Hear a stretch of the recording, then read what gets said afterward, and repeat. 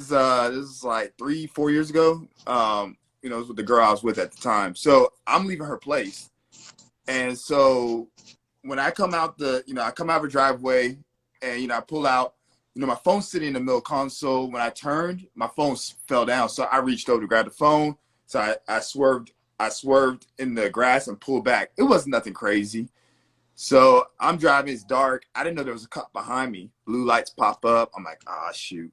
So, my dad always told me, he's like, hey, late at night, cop pulls you over, put your emergency lights on, drive into a gas station, drive where there's lights, where there's people at.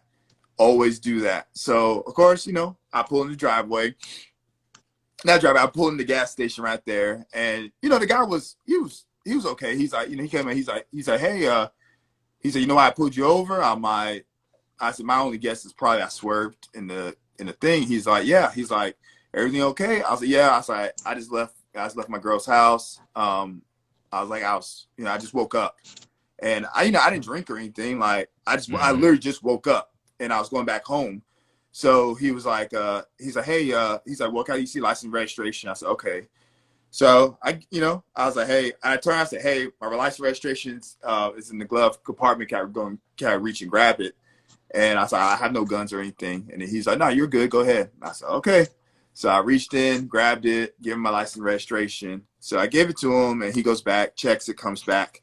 So it was taking him a while. And I'm like, man, he's taking a while to do this.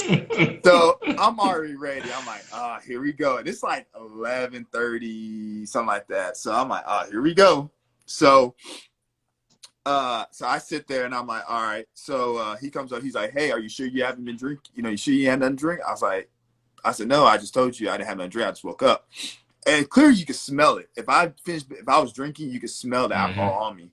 So, and I was clearly in my right mind and everything. My eyes might have been red, but I just woke up from a nap. So, so he's like, hey, he's like, you sure? And I'm like, yeah. And then he's like, well, do you mind if you step out of the vehicle real quick so I can check? I'm like, there's no reason for you to check my vehicle. And I'm thinking, like, now you're talking about drugs.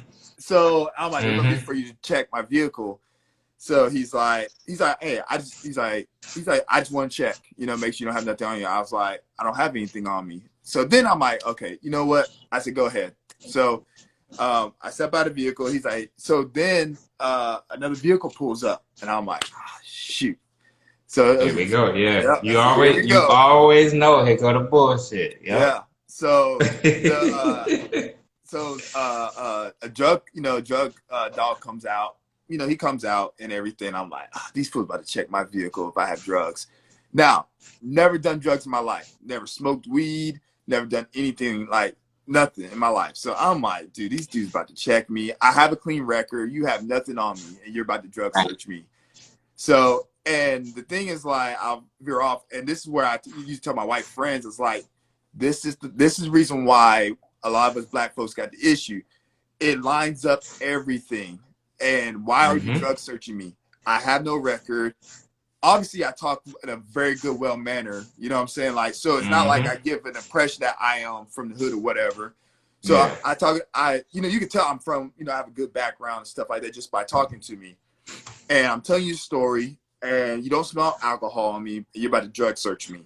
You know what I'm saying? So it's like, whatever. So he's like, hey, can you step over here on the side? And I was like, all right. So, dog, they literally told, like, he asked me to sit down. So I'm over here sitting down, bro, on the curve.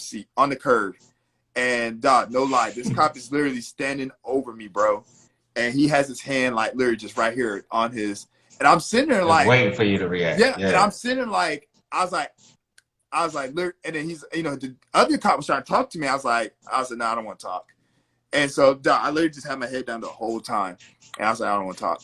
And I'm like, bro, like, if I even do anything or react, like, I could probably be done. I could probably be dead. Yeah, and dead right now. This is in Brandon, Florida. And they would paint a narrative about how you was belligerent. Yeah, they take them out the car. They would probably try to plant something on you. Yep. And this is a conversation I had. Like, there's people used to come visit me in Jacksonville. They don't know more because that friendship is over.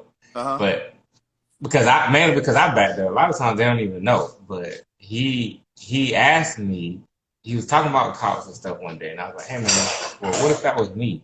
You know me, I don't got no record, I don't got nothing. If that was me, you would question like, oh, well, he must have did something, didn't he? I like, wouldn't you? And I held his feet to. He's like, yeah, I'm not gonna lie, I probably would say, well, he must have did something for the cop to do. I'm like, and that's why I can't be cool with you right now. And I deaded it from that point, and I said that because you've been around me too long to know I ain't got no record. But yet, if I get pulled over the very first time, you're gonna take the cop side over mine. I like, we can't be cool anymore. Can't be cool, and man. We ain't been cool since this day. Yeah. He come in town all the time now. Yes, don't hit my phone. Like you showed me right then. Nah, bro. Like I can't get down with you like that because you know I ain't no criminal or nothing like that. But you would still question if I did something. Yeah. You know what's crazy? I think the craziest part of it is, of course, you know, the people watching don't know, but because we all cool, we all got stories. Yeah. Like that's just one story, and that's what I always tell people. If they're like, you know, well, it probably don't happen that much. I'm like, no. All of my black friends have more than one story. We all have.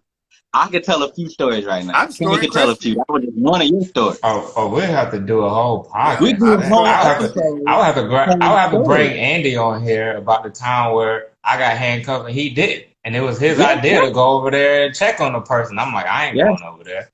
Bro, the time let's go over there and check. I was in the back seat. And they checked my ID for a traffic violation. Me and a black guy in the back seat, a white guy driving. They didn't check the white guy's ID. I didn't do the traffic violation. I'm in the back seat. Well, remember, come on, man! Like it's to the point where like, you can't deny this anymore. We probably should do a whole podcast just going in there telling the entire story.